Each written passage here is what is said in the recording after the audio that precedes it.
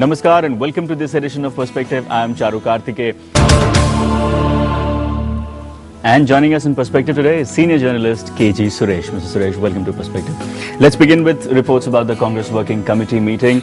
The major issue that the newspapers have chosen to highlight today was the government facing party's heat as party leaders and party workers from across the nation. They complained about so many issues, the falling state of affairs in the party and primarily the petrol price hike, which party leaders said that they were having a very tough time explaining the rationale behind to all the to general public across the nation. How are you looking at all the developments at the CWC? Well, I think that it was a very positive development in the sense that, you know, the party members, CWC members from across the country got an opportunity to air their views to the leadership. And this was very important, particularly as the party is going through a crisis. And the fact that the people were very open, very transparent, they did not hide anything. I mean, there were people who said that it is easier to meet the Congress president than the cabinet ministers. There were people like Ramesh Chennithala who said that, we have to review the entire, to rethink whether the decision to deregulate, the oil thing was correct or not. And then there was also growing concern over the, price rise.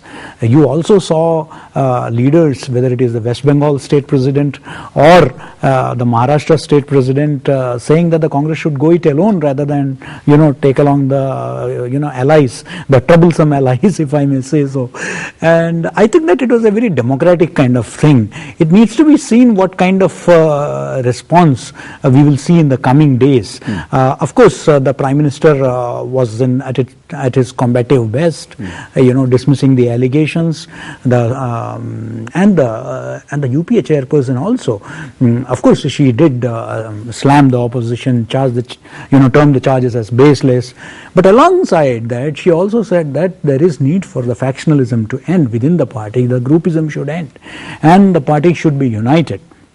This is an open acknowledgement by the leadership, of the fact that there are groups, there are factions within the party, and I think that it is an awakening call, and the party has started realizing that unless it gears up, it will be really a tough call ahead of the 2014 general elections.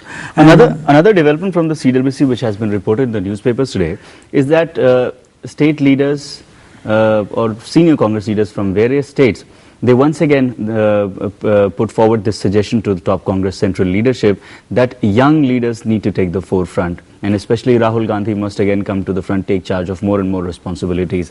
This comes after the Congress's electoral debacle in all the assembly elections, and after which there was a lot of discussion in the public domain that probably Congress, the leadership that Congress that Rahul Gandhi was showing has not been of any advantage to the Congress party. Had it been beneficial, the Congress would have fared better in the assembly elections. After that electoral drubbing, once again calls for him to take charge of more and more responsibilities. What does that indicate about I the won't Congress call it party's pure policy? psychophancy. There may be an element of it, no doubt about it. But you see, the fact also remains that there were other factors also in the UP debacle, say for instance. There was no organization, and there was factionalism within the party, the state unit. You had so many leaders. Not a single leader was projected as the chief ministerial candidate. There were other issues also. Now, it won't be fair to put all the blame on, but certainly there were much more expectations than him. But at the same time, I would also say that, you see, what is the option? What is the alternative? The party, since genuinely the party cadres believe that, there is a need for a, image makeover. The party needs an image makeover, and there is a section of opinion which feels that maybe that could be made by effecting a leadership change or some kind of a Kamraj plan where some of the existing ministers, and in that connection, if you, even Mr. Hooda, Bhupinder Singh Hooda and some others also offered to resign, step down, in sort of a repetition of the Kamraj plan where, they will be serving the party, and people who are in the party now can be brought back into the, government.